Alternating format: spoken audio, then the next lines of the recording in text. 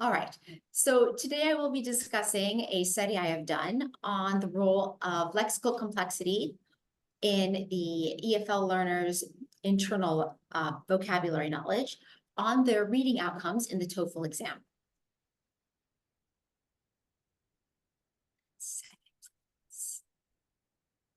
Oh my goodness. Have I lost my screen share? No, it's okay. I can see your Okay.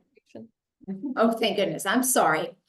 So the test of English as a foreign language, the TOEFL, is something I assume we're all familiar with. It is, as we know, primarily used to determine if English as a foreign language learners are prepared for higher education in English medium institutions. IELTS has been used more throughout other parts of the world. However, this is still primarily used in the United States. The TOEFL exam tests the four major language competencies, which means the four major skills we need to communicate and to understand language. These are listening, speaking, writing, and reading. So what we're going to look at today is what is tested in the TOEFL reading comprehension portion. The reading comprehension portion of the TOEFL exam is two passages, which are both taken from introductory level university textbooks.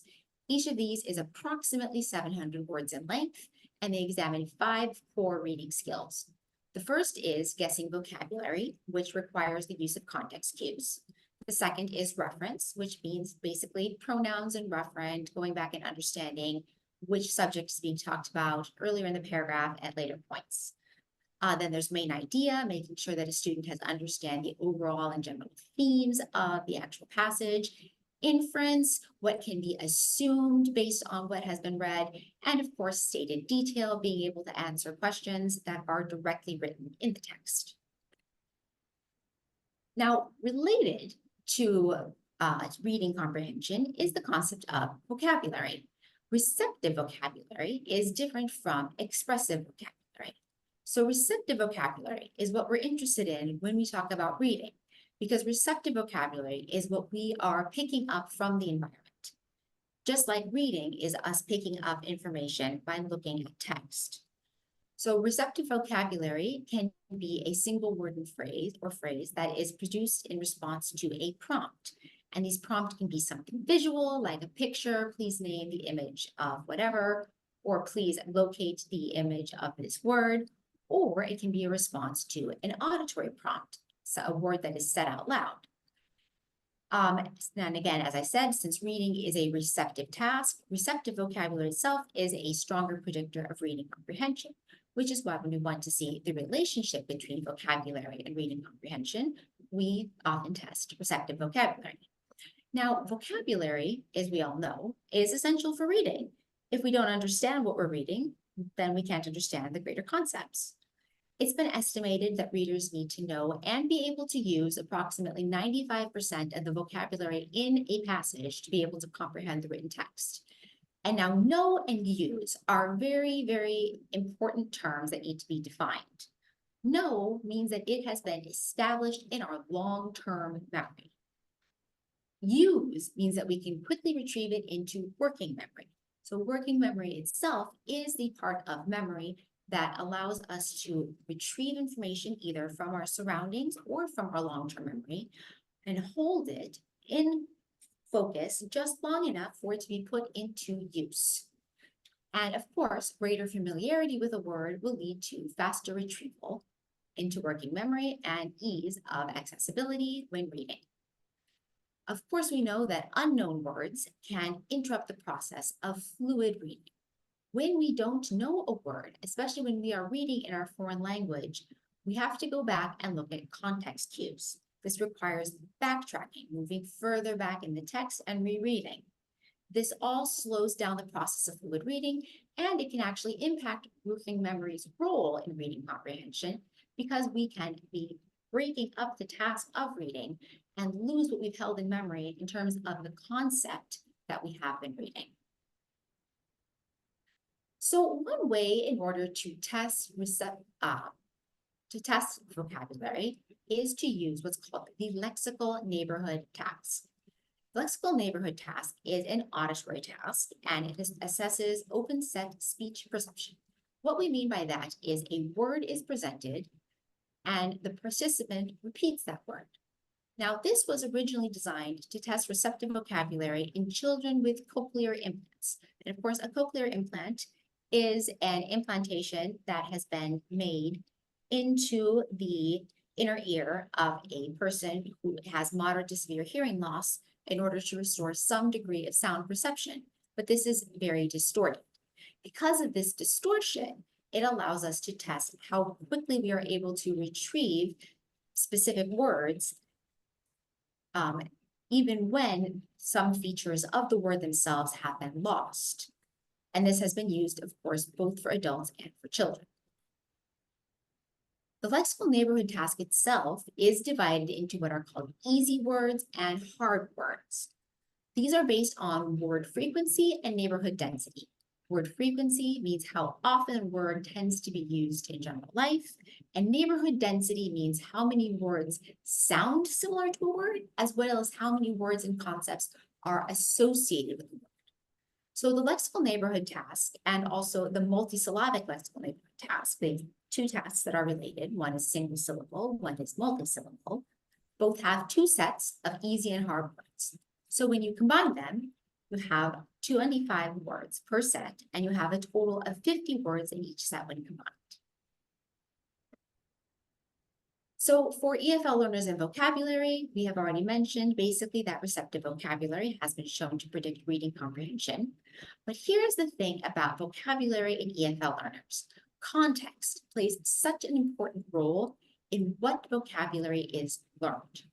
So for example, if you are a non-native speaker of English and you are being educated and need to know the information how to read English for the Toefl exam or for your university education in English, you may only really use English in formal and academic contexts, which means your language knowledge of English should pretty much be focused on this academic or formal terminology.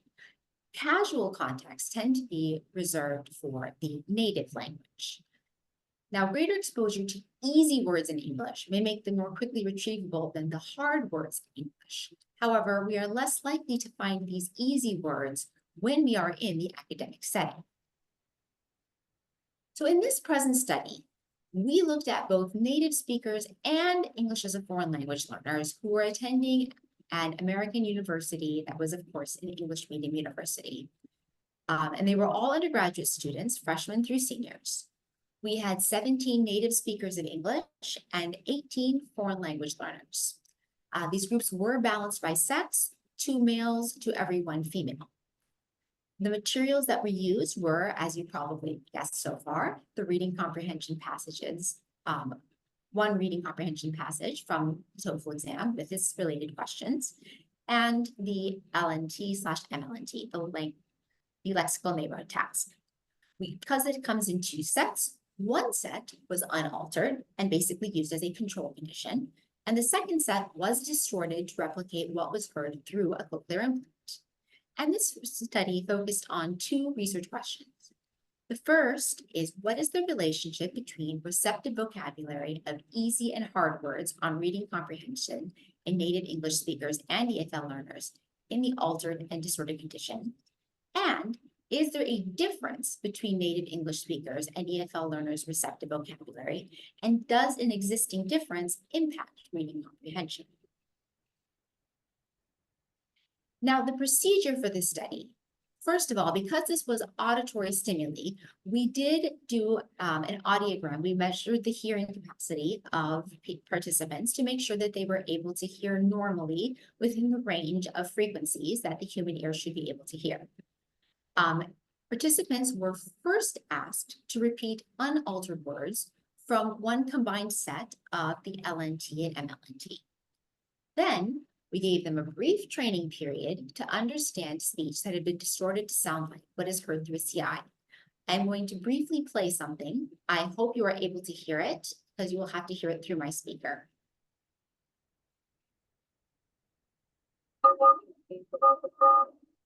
Were you able to hear that? Yeah. All right, that is what speech through a cochlear implant sounds like. So, oops, I'm so sorry. So basically, they would hear that, try to repeat it, then they would hear the unaltered form of that word, of that sound, of that sentence, and then hear it repeated again in its distorted form. And this training period only lasted about 20 minutes. Then they were asked to repeat distorted words from the other set of the LNT and MLNT. And then they were given 20 minutes to read one passage from the Toefl exam and answer the reading comprehension. All of this took place in a double-walled, sound-attenuating booth, so there was absolutely no interruption from distortion from the outside, and all correct responses for the vocabulary task were recorded by a research assistant who was in the room for the vocabulary portion of the testing. Participants were allowed to stay alone to focus on the reading comprehension portion of the study. So we found that native speakers had significantly higher receptive vocabulary scores than English as a foreign language learners for both the easy and hard words in only the distorted conditions. As one would expect, in the unaltered conditions, it was very easy for them to repeat what they had just heard, especially since these were single words. So we had a ceiling effect in both groups. However, very interesting finding was that there is a significant negative correlation for EFL learners between scores on the distorted easy words and TOEFL reading comprehension scores. And a linear regression indicates that lower scores on the distorted easy words predict higher TOEFL reading comprehension scores. So essentially, the more difficulty a person has, an EFL learner has, with retrieving these easy words, high frequency, low neighborhood density, the easier they do, the better their performance on TOEFL reading comprehension scores. So now, why did we not find an impact of the hard words? The reason I believe is that these words were not chosen with academia in mind. These words were chosen exclusively based on neighborhood density and,